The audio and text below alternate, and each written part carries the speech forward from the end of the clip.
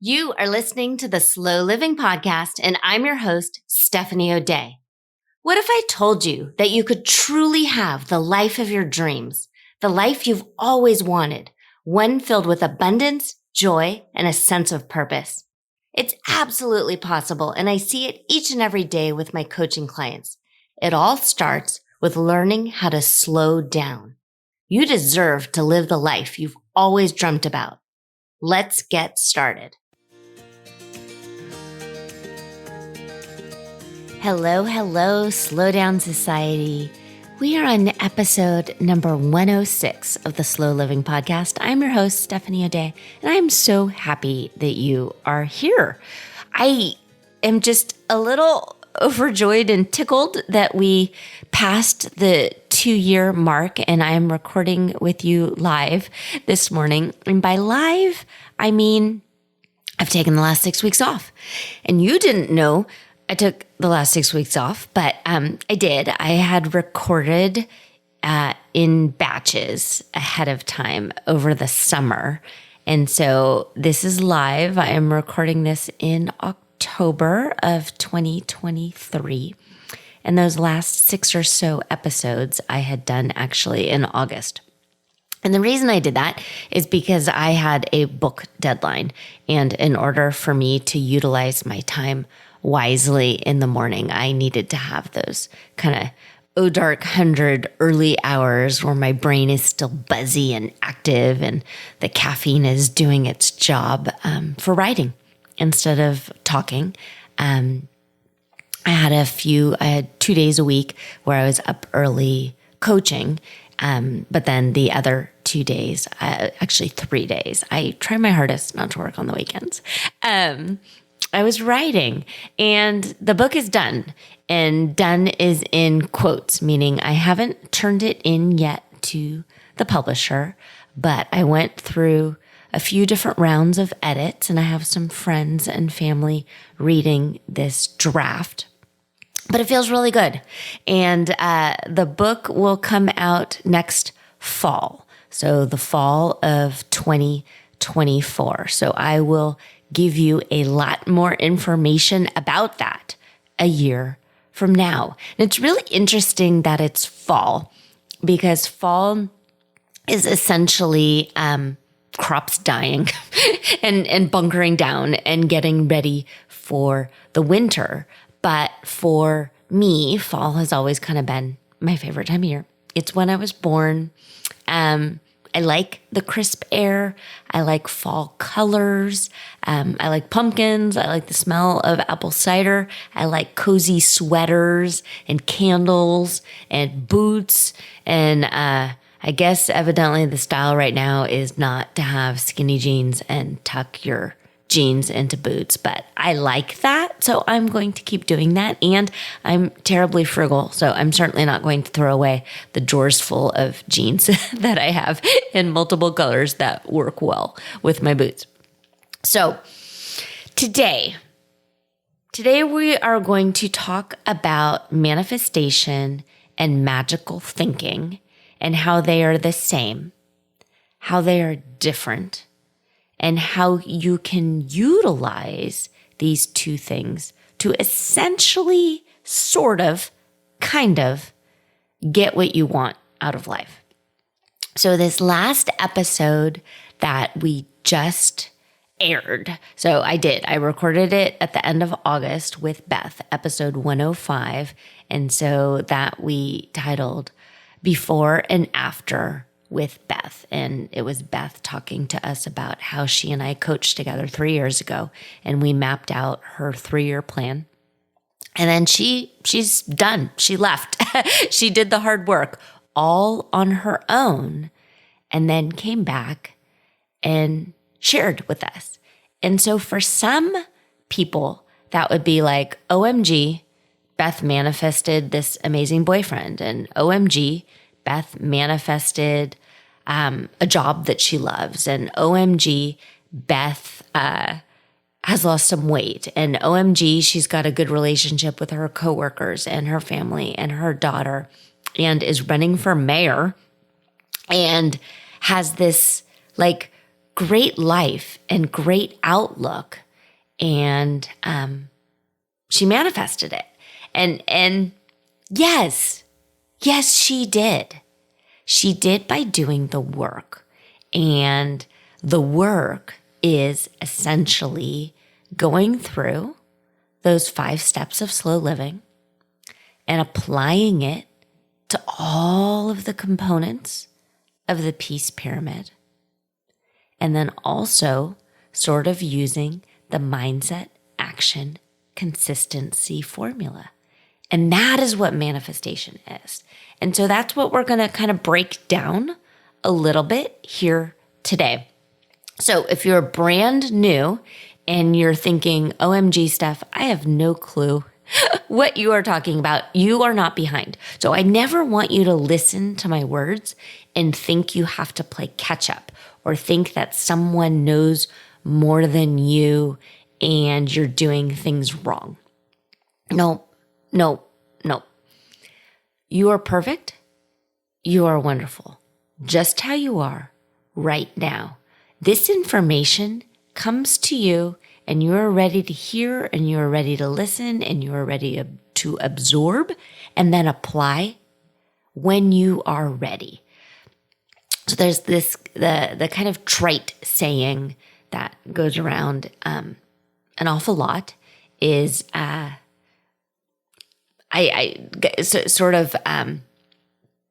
when it's meant to be kind of thing. And I always sort of twist that to if it's meant to be, it's up to me.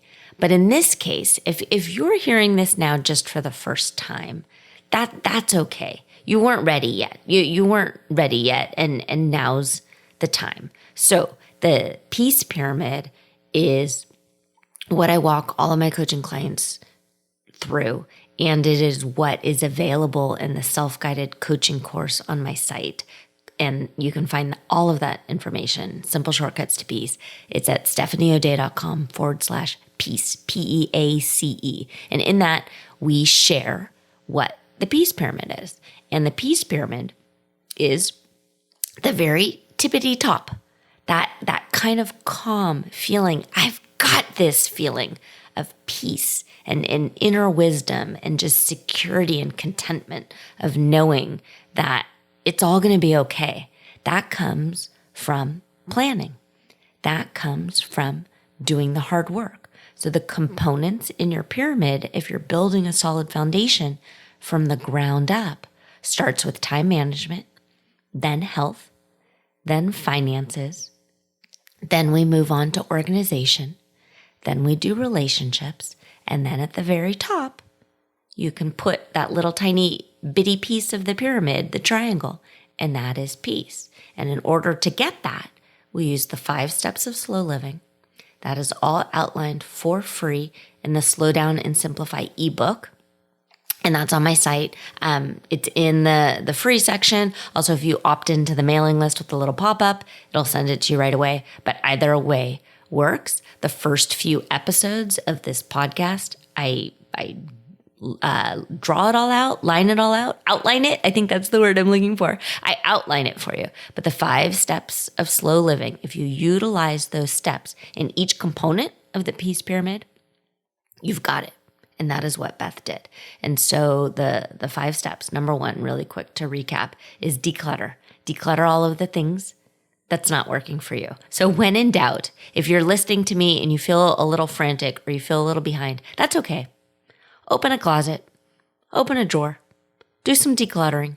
It will make you feel better. It will make you feel sort of productive and as if you are taking charge. And so that act of decluttering will help move you forward. Always, always, always. In order to have room for more, the best thing to do is to purge a little, to purge. 2, know where you're going. Set your metaphoric GPS. You need to have an end goal in sight. And for many people, this is where they get stuck. This is where they get stuck in manifestation because they think they can sit and daydream all day long by setting that GPS. 3, stay in a positive attitude of gratitude as much as you can. Yes, it's really difficult when you want more to take the time to be thankful for all that you have. But that's just how it works. You need to be positive and be aware of all of the good things. So then when more starts to appear on the horizon, you recognize it and then you go for it. 4, teeny tiny baby action steps every day. I'm a huge fan of timers. Do a 10-minute something or other. You want to work out and you're not feeling it? Set a timer. Get your heart pumping, 10 minutes. Tell Siri or Alexa or whatever digital assistant you may have. I love bossing computers around and telling them to set timers for me. Do it. Just do the thing. And then 5, tweak, modify, fine tune, figure out what works for you and what doesn't. If it's not working for you, toss it and not toss it haphazardly, in a very thoughtful and intentional way. I am a huge fan of 30-day challenges, 3-month challenges, 100-day challenges. If you have an idea and you set a plan in action, don't do it for 2 days and then when you're not feeling it, you toss it. That's not tweaking. That's throwing out the baby with the bathwater or whatever, or huge sweeping generalization. No, do something with intention. 30 days, 100 days, whatever your idea is, and then see if it's working and tweak and modify and fine tune. So if you do those things, that is the markers of a life well lived. And then you can look back at yourself 10 years ago, 20 years ago, and think, OMG, where I am now versus where I was is night and day. I don't even recognize myself. And then that is when you go around and you tell people, oh, look at all of the things that I've manifested and done. Well, sort of, kind of, but you really did the hard work. The first time I heard the term manifestation was probably 2007-ish, and it was from watching the movie The Secret. So I did not read the book first, did not know it was a book, heard about the movie probably from Oprah, probably from watching the Oprah show, and then found the movie. I am not sure where I exactly first saw it. Probably I rented it from the library or found it online. I am certain I did not pay money for that. and at that time, I was at a crossroads. I had quit working for the social service agency that I worked for, and I was not running preschool centers at all anymore because I had a 2-year-old home with me who was sick. She was vomiting sporadically. We found out it was celiac, which is a gluten intolerance. But at the time that I quit, we didn't know why she was vomiting. Celiac was nowhere near as prevalent as it was now. So no one gave us the idea, nor did we have the idea, hey, let's just cut out gluten for a while. Now, it's just kind of a no-brainer. You have any sort of GI issues in any way, one of the first things is let's do an intolerance test and cut out gluten for 2 weeks. Did not do that. In fact, I continued to slowly poison her by giving her saltine crackers and things to help soothe her stomach. Oops. Anyway, she's totally fine now. She is off in college and she is healthier than all of us. But that, I was in a low and I was searching and seeking, and I watched The Secret, and it did sound too good to be true. It really, really did. And the way it was portrayed is too good to be true, because you can't really just sit around and daydream and cut out pictures of a magazine and make a vision board and not do anything with that. So I'll put these in the show notes, but in episode 11, I talked about my wooedness, and that one is entitled, How Woo Are You? And I talk about how I like to take different bits and pieces from world religions and spiritual teachings and then apply them to my own life. And if it doesn't feel good, I don't follow through. I'm not a rapture-y type brimstone person. If it doesn't feel good or I don't immediately align to it, I just don't apply it to my own life.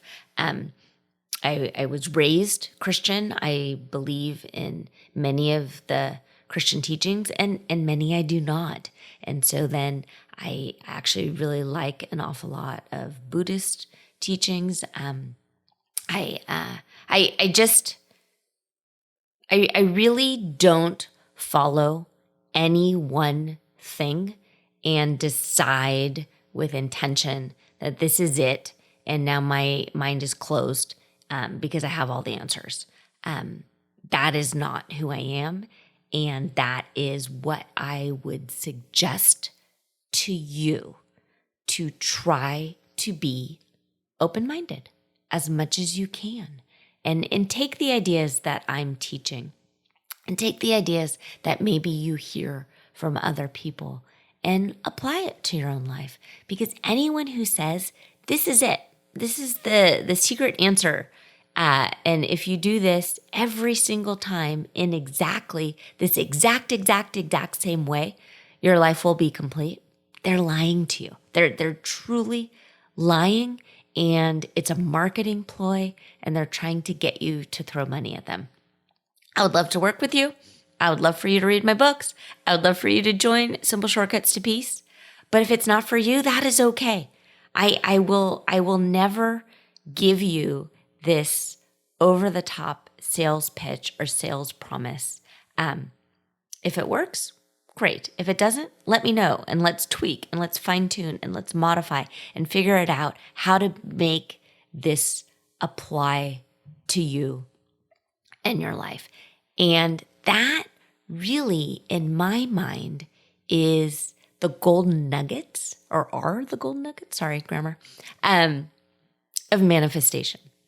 So after The Secret, my life trajectory did change in many ways. I emailed a local parenting magazine and asked to write for them. And so I did some freelance writing. And then from there, a friend of mine was doing work for blogher.com.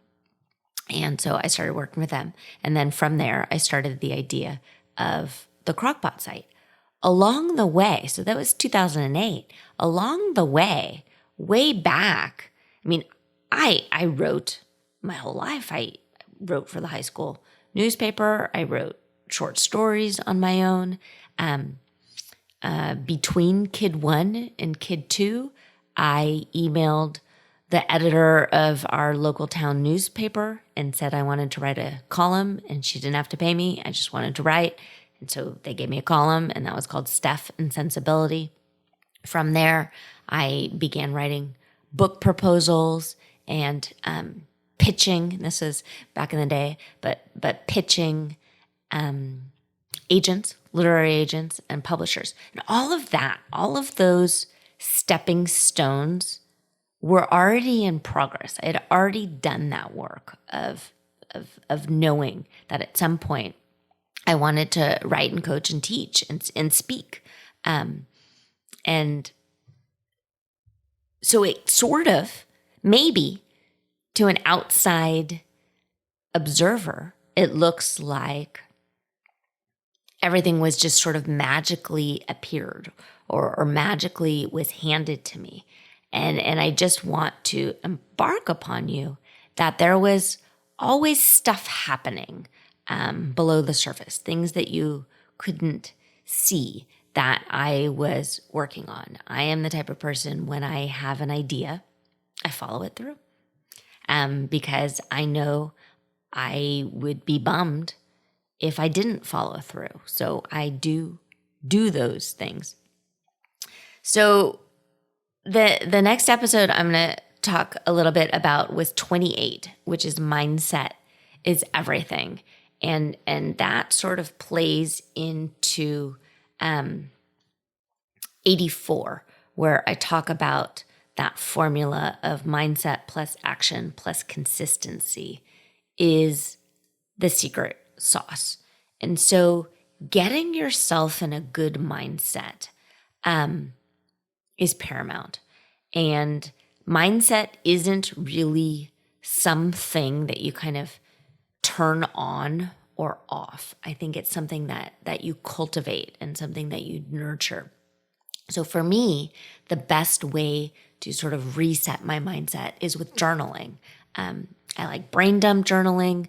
I'll open a Google Doc and just kind of get it all out. Sometimes if I'm at work and I'm stuck, I'll just open a notebook and I kind of write. I have a guided daily journaling worksheet that you can download at stephaniodea.com/daily. And the very first question on it is to help you shift your mindset. And the question is, how do you want to feel? So if you're in a bad mood and you feel anger and you feel rage and you hate everybody around you and you hate yourself maybe, and you hate your life circumstances, saying you want to feel joy or something so far on the other end of the spectrum will not work. So in school, we teach a self-guided, kind of emotional regulation model called zones of regulation. Is that what it's called? Zones of regulation. I will, yes, that's what it is. It's the zones of regulation to help you self-regulate. So really intense emotion is in a red zone, really intense, rage, fury, like you just want to kick somebody because you're so angry. So you can imagine like a third grader with so much fury in his or her body. So then going from red to a kind of a green zone feeling of joy and happy and love and peaceful. It doesn't work. But maybe a red to a blue where a little bit better feeling is disappointment or just kind of sadness. So sadness is absolutely up higher than rage on that kind of like emotional ladder. And if you're on like a set of monkey bars, you have to just reach for the next rung or a rung that's just a little bit closer to you. You can't go from one end to the other. You can't just leap. And that's fake. That's phony. That's when people start talking about toxic positivity of like, oh, just be happy.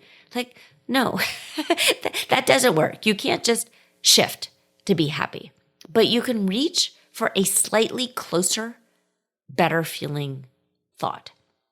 So maybe when you're done feeling rage and fury, you can feel just a teeny tiny bit better. And maybe you acknowledge that the reason you're feeling rage is because you got embarrassed or you were disappointed by someone you loved or you felt, it's usually embarrassment where rage kind of comes into. I see this a lot with parents when parents are upset and really angry at their children. It's usually because they felt disrespected or their child tantrumed in public and they immediately felt all these eyeballs watching them. And so they kind of felt like they were on display. And so that feeling of embarrassment kind of bubbles up. So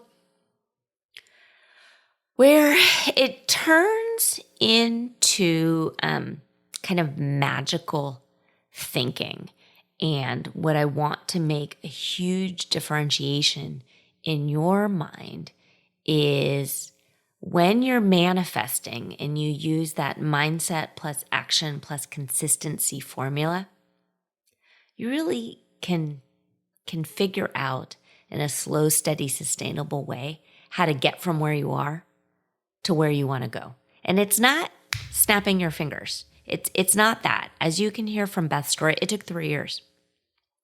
If you watch my life trajectory, I was in a really not cool space. We didn't know if we would be able to afford, literally afford, to live in the SF Bay Area if I wasn't working. So I knew I needed to work, and I did feel frantic, and I did feel floundery, and I did feel as if I was drowning and the walls were closing in on me. And then all of a sudden I got a really great idea. And so then I put the action plan in place, and then I consistently followed through. And if you look at from where I was in 2007 to 3 years fast forward, it was 2010. Not only did my idea take off and the website took off and I got to write books and be on TV and do all of these things and hit the New York Times bestsellers list, we decided to have another baby. We decided, wow, we're going to be okay. It's all going to be fine.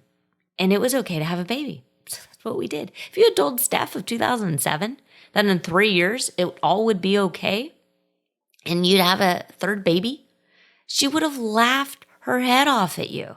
There was no way that seemed possible, but that's what happened. And if you talk to Beth of 3 years ago, when I was on the phone with her in October of 2020, to Beth of 2023 October, night and day. But she had the idea. She got herself in a good mood. She put herself in a good mindset. She created an action plan. And then every day, bit by bit, she consistently inched forward towards that dream, and it turned into reality. And that's what manifestation is all about. So the other part of manifestation is magical thinking.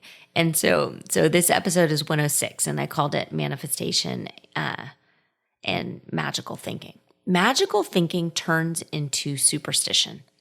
It turns into thinking that you are truly the master of everything and you are the main character of the world and everything is happening all around you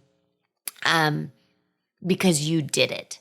And some people take some of the teachings of manifestation a little too far, and then it turns into main charactering, and that's actually a psychology term of main character syndrome, and you can look that up. I like to sort of liken it to superstition and magical thinking. So when we're little, we would skip cracks on the sidewalk because we didn't want to break our mother's back. And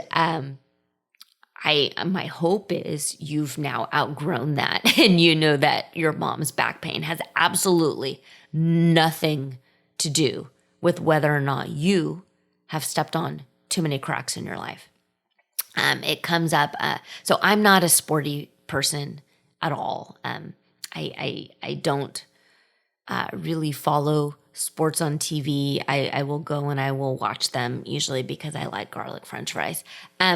But I've got friends and they think sometimes, or they say out loud at least sometimes and make jokes about it, that the reason that their favorite sports team that they are watching on the couch in their own house 2,000 or 3,000 miles away from where the game is playing, their sports people lost because they sat on the wrong couch cushion, or they weren't wearing their lucky underwear or something like that. No. So that's magical thinking. You have nothing to do with what is happening on the field of your sports team. If perhaps you are there in person watching and it's your own child and you are giving off vibes, and so you think maybe your child is not pitching as well as he or she could or should because you're there, and then you think you're bad luck and you don't want to be there anymore, there could be some truth there.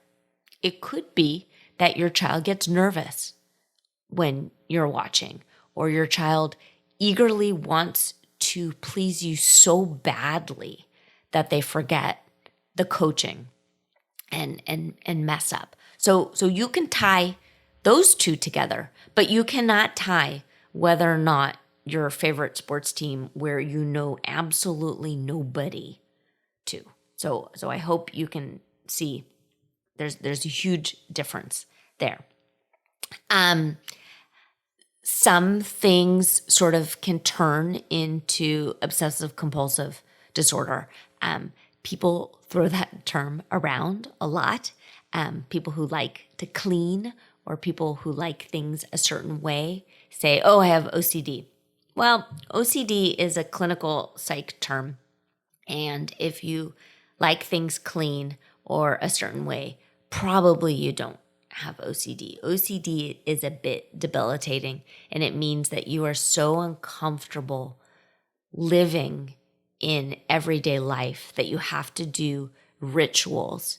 And if you are ever around someone who really does have this disorder, you will know that choosing your words carefully is important. Because if you're okay leaving the house without turning a doorknob 7 times a certain way and turning on and off the lights a certain way and obsessively checking the coffee pot a certain amount of time. So it's usually numbers and they have to do it a certain way in a certain order. It really is debilitating. So you thinking when you're at the mall, gosh, did I unplug the hair straightener, and feeling really uncomfortable about it, and maybe even leaving the mall to come home and check, that's not necessarily OCD. That's really just being a responsible adult human who has worries and wants to protect the investment and doesn't want the house to burn down. So there you go. And if your thought process right now is, gosh, did Steph go off on a tangent? Yes, she did. Because I think that there's a lot of psychobabble that gets thrown out there. And I am not a psychologist. I've spent a lot of time reading and researching. And I have taken many, many, many, many, many courses on a whole bunch of different things to help be a well-rounded person, so then I can help teach and model these things to others. And so sometimes I get a little preachy about that. Okay.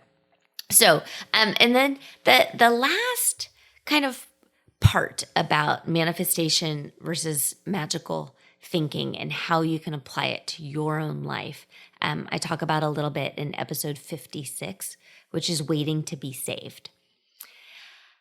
You are in charge. So regardless of your religious beliefs, no one will swoop in and save you. And that's just really something to be aware of, that if you want to make sweeping, lasting change in your life, you have to get started. And you have to do the things that you need to do, or the things that you think you need to do in order to make forward progress.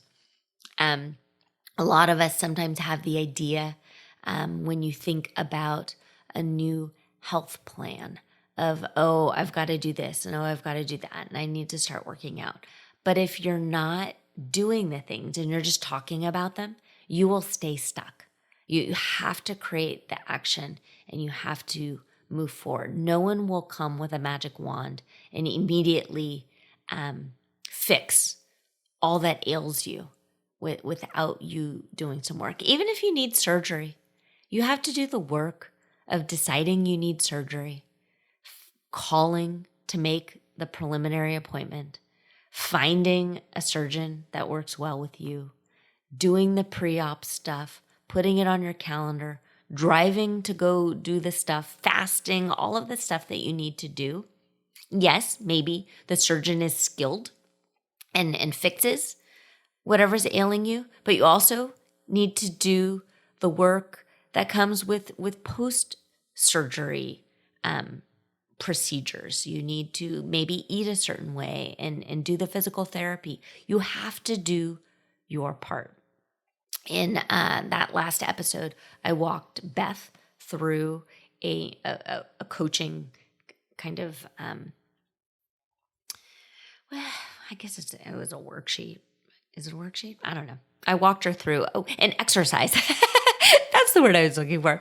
I walked her through a coaching exercise where I had her draw a triangle on a piece of paper, a very large triangle, and the peak top was her goal. And in this situation, it was becoming mayor of the tiny village in which she lives. And my hope is when this airs, she will be the mayor, because that would be awesome. And what I asked her to do was to draw a line down the middle of the sheet of paper. And on the left side in that part of the triangle, write down all of the things she thinks she can do or things that she should do on her own to become mayor. So maybe that's printing out flyers and posting it, little tiny pieces of paper that she can hand out at the grocery store, creating stickers or badges or talking to people on the street, going door by door, creating a phone tree. All of these things that she has in her own power that she can control. And then on the right side, that is left to God or the universe. And it comes to this idea that I love, which is the universe will meet you halfway. God will meet you halfway. You do your part and then trust. But you can't sit and hope and dream and pray that something magical will happen. You have to actually do the stuff. So yes, pray. And yes, daydream. And then when you get those ideas in a quiet, calm spot, that's the nuggets. Those are the things that you have to then go and do in a thoughtful and a consistent way. And that's how God and the universe will, quote unquote, save you. There's a Modern Family episode, and it's a bit about this. It's kind of like puppet mastery, where Phil and Gloria and Cameron are trying to get the Pritchett side of the family to take them to Italy. So in order to kind of plant those seeds, they started cooking more Italian meals and leaving magazines here and there around, because they knew if they flat out said, let's go to Italy to the other side of the family, it wouldn't work. So they planted the seeds and the awareness, and then it turned into their idea of thinking, hey, on our family vacation, let's go to Italy. I've got this idea that we should go to Italy. And so then the other side of the family knew, well, that happened because I laid the groundwork. I did the thing in order to help you come up with that idea. When I was 7 or so, was the first time in my memory I feel as if I manifested something. And that's because I wanted a hamster for a very, very long time. And I checked out books from the library about hamsters. I wrote stories about hamsters. I drew hamsters. I talked about hamsters with anybody I could think of, but I didn't have one. But I wanted one. And then one day over dinner, my parents told me that after dinner, after we cleaned up, we were going to go to the pet store in the mall and I could pick out a hamster of my very own. And I actually remember being so overjoyed with emotion and just overwhelmed with just, wow, I can't even believe this is happening, that I burst into tears. So now, so we're 40 years later, because I'm 47 in a few weeks. Now I can cry when I'm elated easily. But at the time, my little body was so just filled with emotion that I burst into tears. And I remember my dad being a little startled, like, what's going on? You okay?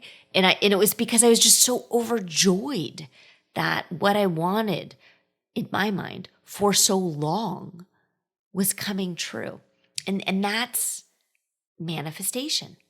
But I also sort of played my part to all of the adults around me of talking about hamsters all the time, showing that I was a responsible person and I could care for a hamster and doing all of those things.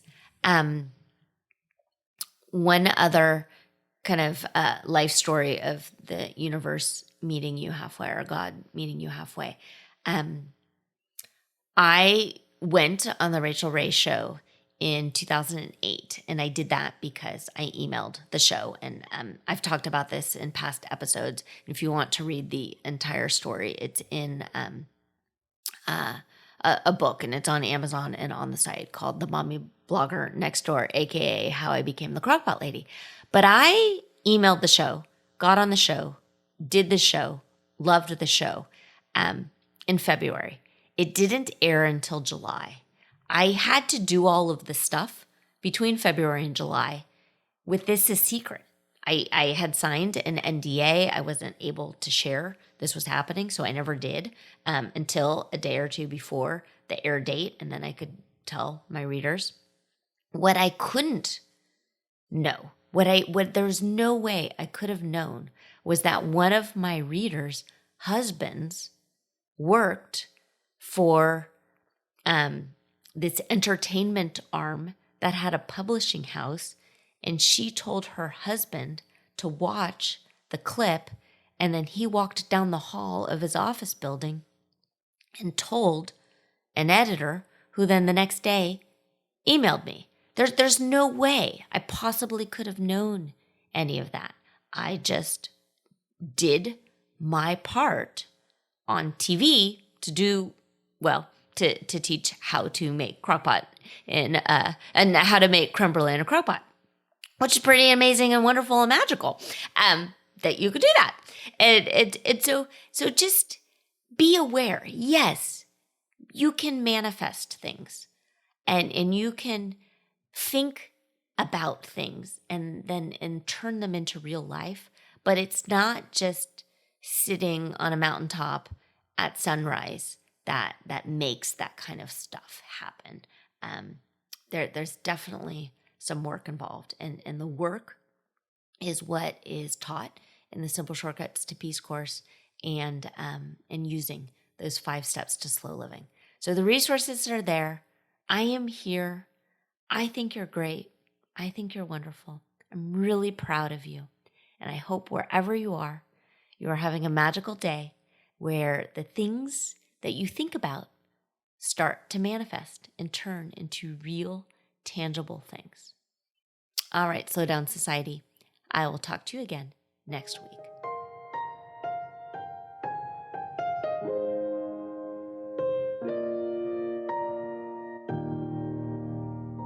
Do you have a slow living story to share?